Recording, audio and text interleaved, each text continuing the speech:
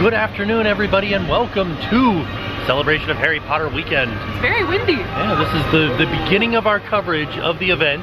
We've got a media event tonight where we're going to go in, and I think we get to meet some of the cast of the movies, and we get to see the new projection shows on Hogwarts Castle. Which I'm so excited for that. Yeah. It's gonna be exciting. Let's go in and see what the Celebration of Harry Potter is all about. Before we head inside, I wanted to show you guys the costume guidelines for the event. Very similar to what it's been in years past. But here it is. As we're passing by the Music Plaza stage, we can see the schedule of events over here. So tonight all we have is the opening night event.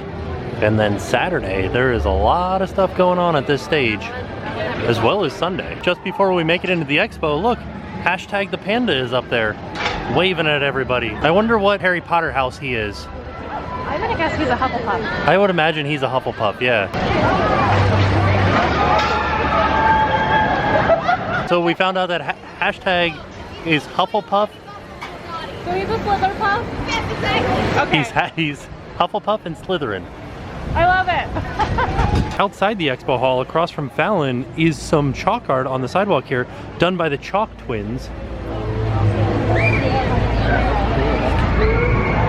Wow, look at that. That is impressive.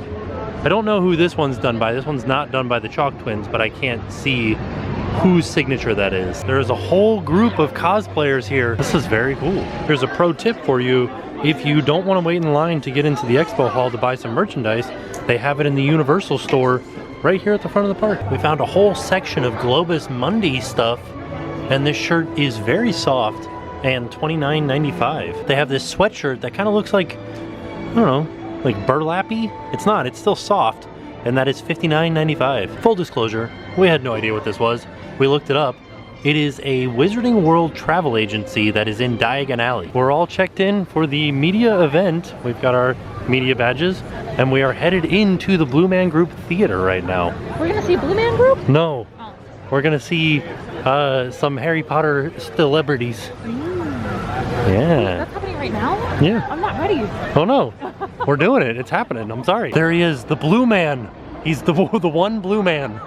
I don't know where the rest of them are. Let's please welcome our panel for this year. Starting with the Auror with the bubblegum pink hair that we all know and love, Nipodora Tonks, played by Natalia Tena.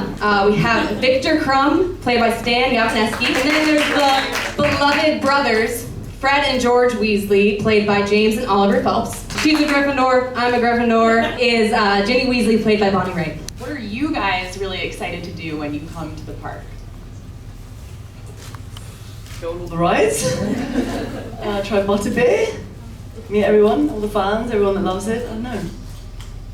Yeah? No, I love just seeing, I know it's a bit of an ego trip, but seeing the Weasleys visiting Weezes. So obviously when we're filming it, it was quite a full-size set anyway, but see it here in the actual setting, and the guys have done it so well, it never gets old, so it's always really cool to see. It is -10 back home Celsius. Out here. Besides the weather, you know, it's not my first time coming to Universal, and it's every time I come, and the first thing I want to do is go on the roughest possible ride, and go a few times in a row if possible. And besides this, you know, just seeing the Harry Potter world expanding, because it is growing and they keep upgrading things, and seeing all these fans and people dressed up as if they are going to, you know, Hogwarts as we were. Well, I went to Durmstrang, but still. You know, it's great, just a great experience meeting fans and, you know, sharing their love and seeing their support, because this is what keeps this amazing world alive. What is your best advice for aspiring young actors? Have a plan B, very strong plan B, and if you're willing, probably plan B, C, and the whole alphabet. But I would say don't give up hope. It's a very difficult and challenging world, and competition is insane.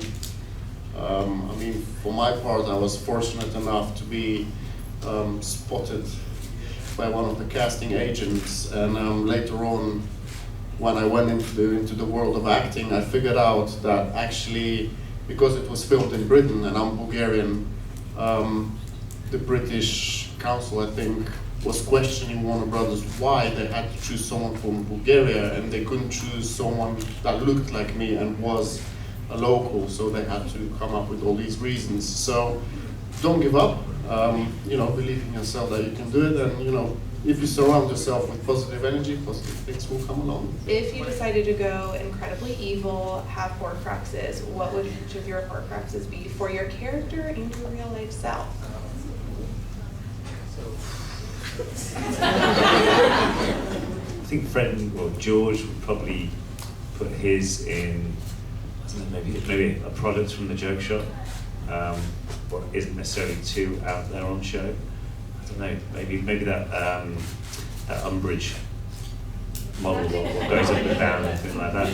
Yeah, but it's always above the shop anyway, going back and forth, so maybe that. And as myself, Horcrux, maybe a golf ball, because they're pretty hard to break anyway. So and you could hide it. You could just put it in like a big tub of golf balls in your shed. Who's going to find it? Yeah, that'll be mine. Done. Or a shed. Yeah, shed. Well, Crumb being more physical than being the kind of guy with the thought, he'll probably put his one in a snitch and be chasing it all the time. I myself would probably use a barbell, since I spend a lot of time in the gym, so yeah, just have it there. What are you guys fans of? It could be a TV show, a movie, a band, a sport. Like, what are you guys like totally obsessed with? I'm actually a really big Simpsons fan. Crazy. And so what's great about coming to Universal is the Springfield here. And especially on this weekend, everyone's in the Potter parts of the park, so I've got Moe's to myself, which is quite fun. I love comic books. It's the only thing it's actually the only thing I've ever collected. I started when I was 21, and this actor I was working with gave me the first volume of Preacher, and I read it that night, and it was like being addicted to drugs. I went to this comic book bookshop the next day. I was like, I want all the volumes, and then I finished that, and I was like, now what? And he was like Transmetropolitan, and then I went, I love Gareth Ennis, I love The Boys, it's incredible. So yeah, that's a big fan of the Minions. There was one actually in my pocket, and I had to take it out when we went on one of the rides. I didn't even know he was with me. So, and there is that. He's telling the truth. Yeah, it's no joke. So Minions, I like them. Army. I wish they were real. I could have my own army. Chinchillas are great. I suppose a lot of things like sports in general. Fortunately, when we were in town earlier this week, we went to the Magic play, so that was quite cool. Like basketball and like American sports in general. Pro wrestling as well. I love watching that. It's like a really good kiddish day out. It's awesome. Yeah. I guess anything that's related to the water, but I surf, so I guess that's something that I do like quite a lot. Maybe like, a good 4 times a week or something. So that's a good obsession of mine. I'm curious to know from you your reaction to Jude Law being cast as Dumbledore in Fantastic Beasts, and as well as any advice you might give him into playing such a pivotal character for the series. Not sure he needs advice. I think it's an interesting casting. I think I'm sure he'll step into it very well. Michael Gambon and different people are probably happy with the fact that he's been cast as the young him. I think, the beauty of, you can watch all of the films, and that's, I think within the entirety of watching all the films and reading the books, I think that's a greater lesson than I could say to anyone stepping into new characters throughout the Fantastic Beasts series. What was so different for us is that there was such a big unknown when we started the films. Like, we really didn't know that they were going to become, we didn't know we'd still be here talking about them, and we didn't know that they would continue through generations. And I personally loved the fact that there was that mystery, because you didn't project or get too worried or caught up in the phenomenon that it became. So we're about to see the Nighttime Lights show, the projection show, for the first time ever. Have y'all seen it yet, by the way? You haven't seen it. So just what are your expectations of it? And you might know something that we don't know. So what are your expectations? I think, like anything, we've come to realise, Universal Orlando, they don't do anything by halves. So it's when the guys first told us that they were building the Wizarding World, we thought, in my mind, they're just going to rebrand something that's already here, and that's it. Not build Hogwarts, build all this, and the way they've done Diagon Alley. So in terms of the show tonight, we've only heard stuff. In terms of actually seeing it, nothing yet. But like I say, I'm sure it's going to be something really special to behold, because I think like Universal, they don't, unless it's good enough for everyone, they don't tend to show it. So it's I'm sure it'll be really, really special. If your characters, were texting, what would their favorite emoji be? Wolf emojis? I would probably be a wolf emoji, a purple wolf emoji.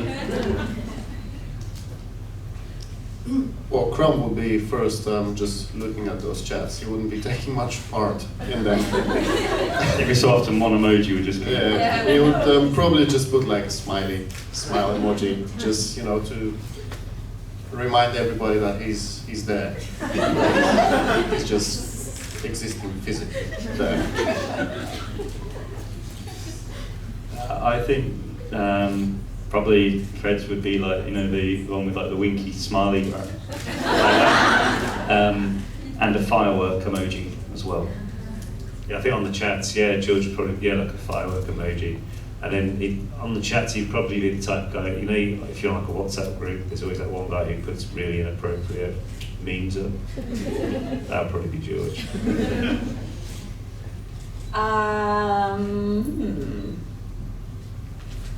I feel like she's a pretty breezy and cool character, Ginny, so I'm gonna go for the cucumber. Which is obviously my personal favorite too. The dice pool is a cucumber emoji. And I wondered if you guys could give us maybe an example of an experience you might have had, or the craziest fan encounter, or something completely bananas that's like, oh my gosh, I'm a part of this world, it's insane. I got sent baby clothes for 3 months. Just because my character's pregnant when the book came out, and just got sent loads of baby clothes. Which is great. I had a friend that was, about to pop, so I was like, I just want some baby clothes. It's just been pretty amazing. This person obviously really thought that was happening to me. It's quite amazing, really. I once got a really, a box which was about this big, sent, and it was really heavy, so I was like, this is going to be a good present. And I opened it, and there's a watermelon with a sign, with a sticker just saying, please sign and return to this address. And it wasn't, so I cut it in half, I ate the one half and sent the other back, so. I had a bra fly to me with the message, marry me, which I Where was found, this? Somebody threw a bra in? Yeah, a bra, and I've had knickers also. Yeah, people want to marry me for some reason. I don't know why. I find that it's actually nice to know that people want you. So you felt like Tom Jones? A little bit. But yeah, it's funny seeing things fly to you with the messages and people just. If you could create a spell or potion, what would it do? I think more. I know that I suppose you could say it does the same as an alarm clock, but so you don't have to bother about it. So you just take it and you know exactly when you get up, but you'd feel great. You don't have that struggle to get out of bed type thing. Yeah. I see one of those people who, hey, daytime. Yeah, exactly. Yeah. So you're not, and you can't keep on a snooze button. It's just boom, ready to go. Morning person. Yeah, that's a good name for it actually. Yeah. George's morning medicine. There you go. Branded already. Potion that would stop sexism, that'd be nice. Everyone be forced to drink that very early on. I very much appreciate that. So in the magical universe, everybody uses wands to do magic. If you could use any other kind of object to channel your magical energy, what would that object be? My accordion. I've got a band, and I use my magic that way. So my accordion. Probably my golf clubs, because I don't. Nothing magical about There's it. nothing magical about my golf game at the moment, so that would be the dream. I would be very happy using my finger. Just go like magic with my finger. But I ride motorbikes.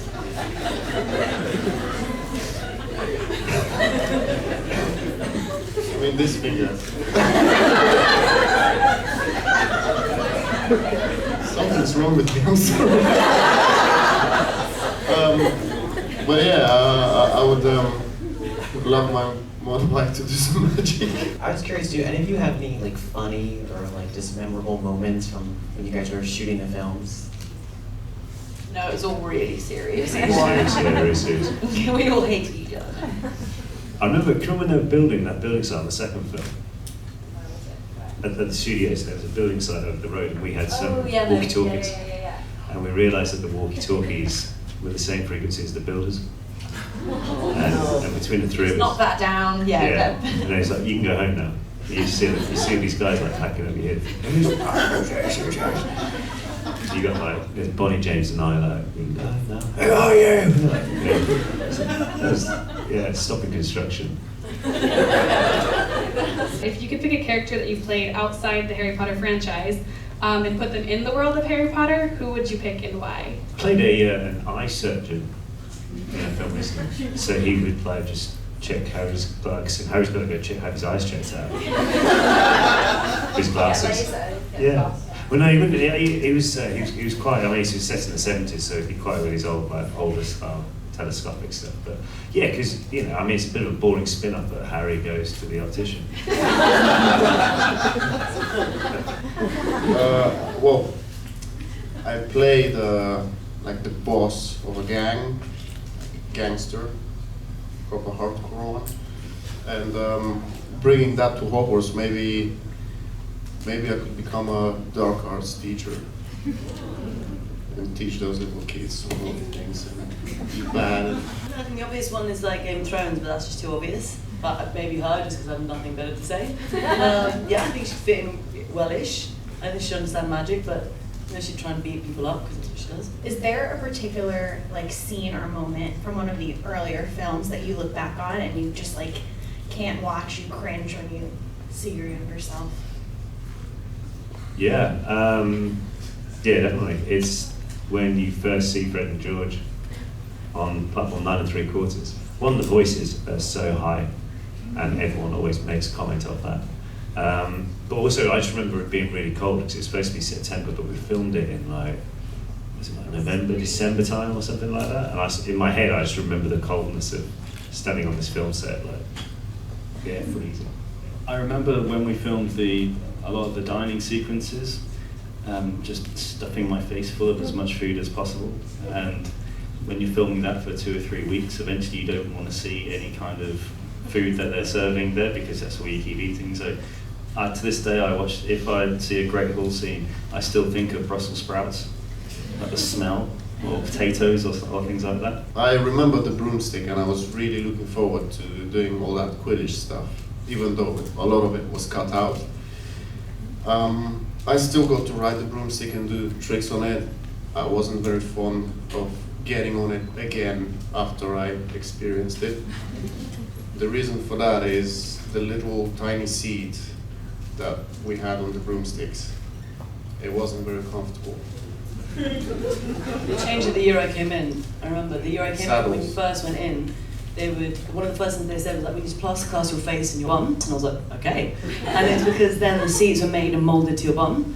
And apparently my one was golden. Yeah, changed then. We didn't have that. I remember some painful. Do you have a ritual or rituals that you always do to prepare for a role? I always ask them, the directors and writers, to send me material, like, because you get the script and it's like, yeah, but what, how is it going to be executed, all this script? So you have to send me just anything, like books, references, photos, films, series, whatever, that helps. And then every character's different. Some characters you find through an accent, some through something physical, some you're like, this character is definitely a raccoon. Do you know what I mean? Or whatever, but each time is slightly different. Or sometimes I don't know, like the last time I did a film called Anchor and Hope, and my character was an amalgamation of my bloke and one of my best friends. And I kind of my boyfriend just kept going, do you keep staring at me? And I think, it was just like for 2 weeks I was just staring at him really weird. He's like, what is going on? Nothing. Just kind of making notes. So I can help.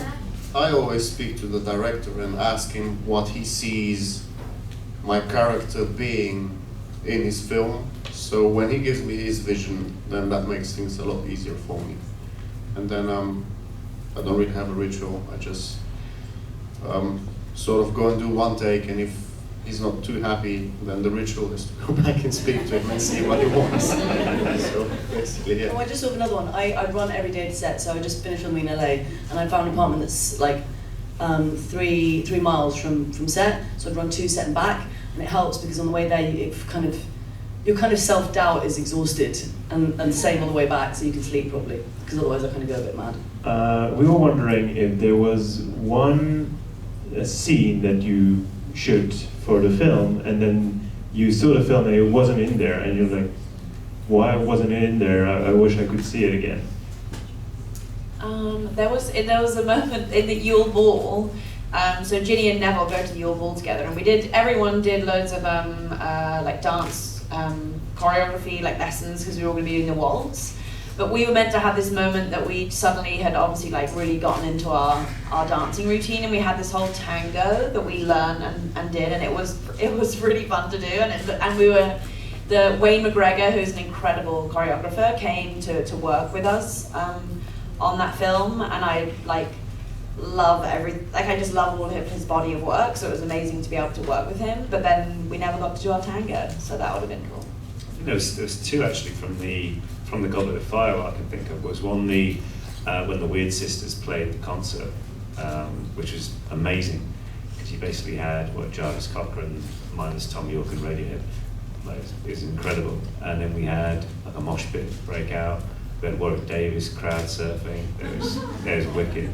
And then another thing from that was when they got the whole school to sing the school song, which was the most tone deaf thing you've ever heard. So thinking about it, I can see why I didn't make it, but it was very funny because they had like the Durmstrang entrance come in, they had the Bo Battens come in like that, and then Hogwarts came on to do their song, and it was like strangling cats. But when we left the set, like all the crew were just killing themselves laughing. It was like, that was so bad, but it was so funny. Deathly Hallows Part 1, they cut my whole thing out. He came back. Well, I'm over it now, it's alright. He came back, he had a good part to tell Harry some very important information, and then David Yates, so that, Emma and I had a very good connection on stage. So he made this love triangle between Ron, Hermione, and Victor. So he came back, he took her off him, they had a new dance, all this, little romance going on, and then Ron was jealous. And now and then I see like some photos pop up here and there, and people are like, oh, I want to see this, it wasn't even in the outtakes. So I wasn't very fond of them cutting that out. Another thing was I remember on the Goblet of Fire, I had to learn how to dive professionally from the highest, was it like 10 meters or something? And it had to be in a special figure, and I had to go and have special lessons and training. And then I jumped off the boat like 30 times because they couldn't get the timing right, and in the end that wasn't in the movie. But it was a good experience. I would have liked to see this fly. Yeah. Oh, and I think the tagline for that is chinchillas are awesome. We are now officially back in the park, and we're headed to watch the opening ceremonies of Celebration of Harry Potter. Hopefully we'll have a good view from a nice area here. We'll see. We'll see what happens. This is sort of fun. It's like an adventure. It really is. On behalf of all the fans, please know we are really, really happy and honored to have you joining us this year. Both those of you returning, and of course Natalia and Stan, who are joining us for the very first time. Please give them all a warm round of applause. So we'll have some panels that of course you guys will be part of. Are you excited? You ready to do this? Yes. Yes. Fully ready. Fully ready. All right, we're gonna let you guys go right now because there's an orchestra behind us that is ready to go as well. It's time for us all to relive some of the magic of the Harry Potter films with the unbelievable music behind them. As you probably know, the Harry Potter film concert series travels the world and brings to fans everywhere a very unique experience. Watching a full Harry Potter film with the magic of having a live orchestra playing the music.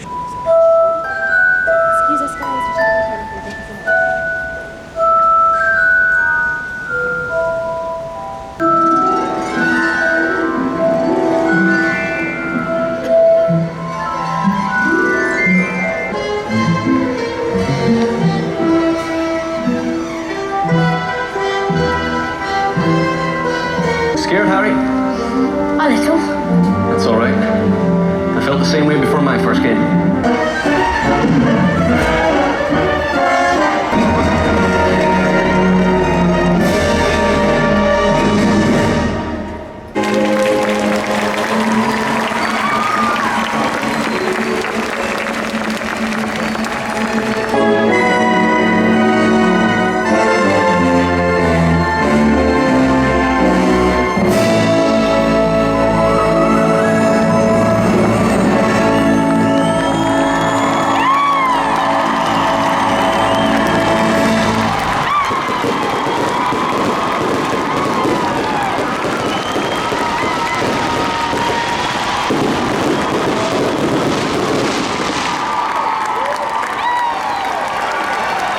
Now we have run over to Islands of Adventure and we are all scrambling to get a good spot for the projection show. Got our spot for the Hogwarts Castle Nighttime Light Show.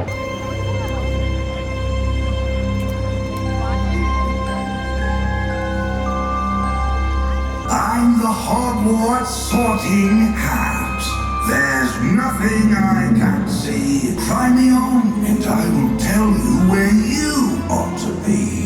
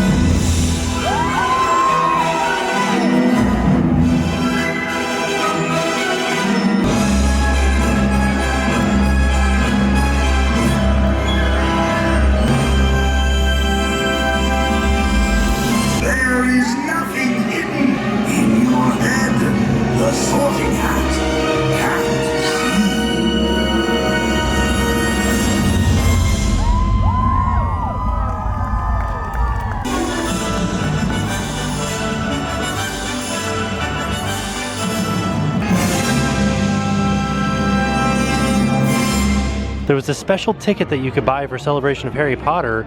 It was the vacation package with a hotel stay, and that got you access to a special event here in Hogsmeade where they have food and everything set up for everybody. The event also included all the butterbeer that you can drink. Well, that was an exciting whirlwind of a night. What did you think? It's honk honk to you too, Mr. Boat. So just to give you guys a perspective of what a media event is like, basically, it's a lot of waiting and then about like an hour and a half of just running to get to a good spot.